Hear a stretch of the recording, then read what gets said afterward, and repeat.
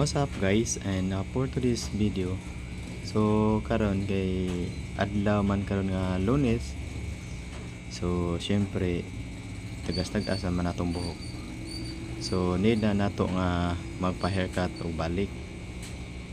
Kay kani akong buhok gud mga par, kusugan ni siya motubo mga after 2 weeks.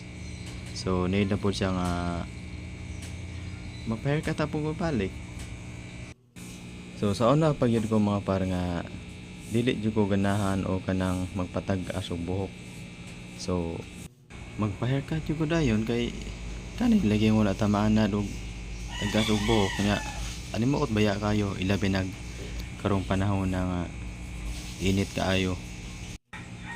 And then sa katong mangutana nga asa ni dapita, nani siya sa kanang atbang ni siya sa Goodyear. Then atbang sa Goodyear na S-twist bank ana ka moagi na skina gamay nga na, then lakaw ka pasud, then ay mga kan-anan niya mga restaurant. So pero dili nimo siya makita dayon ang iyang barber shop kay lagi wala pa ipangan. So makita ra nimo dayon kung imog yung tuyoon daple na magkuni siya sa karsada.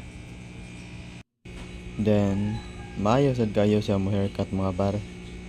So dili ko sure kung naaba ni siya kauban, kung siya ba ning usa, kung mari mo dire kung magpa-haircut mo, dili ko sure kung siya ang maka service sa inyo ha.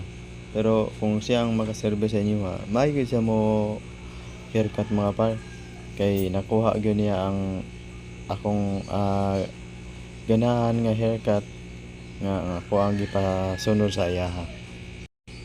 And then open sila everyday mga par, Lunes hangtod Domingo. So mag-open sila 7:30 in the AM, then mag-close sila 7:30 PM.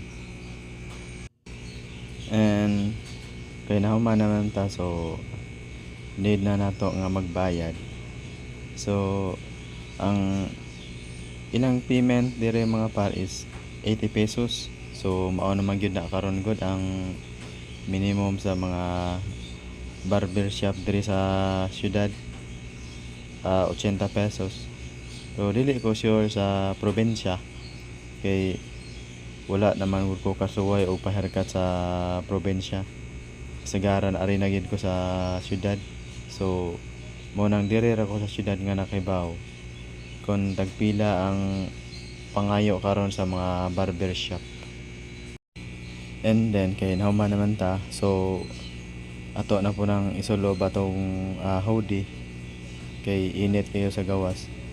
So dili biya ka kumbensaan ang kainit sa adlaw karon kay syempre makadaot ba yan na to. So kailangan nga dipinsaan nato atong kagalingon gikan sa init. Unya ang kana kong bag di jud ko na nako ibuwa kay labi na pila ka milyon ang suod diha.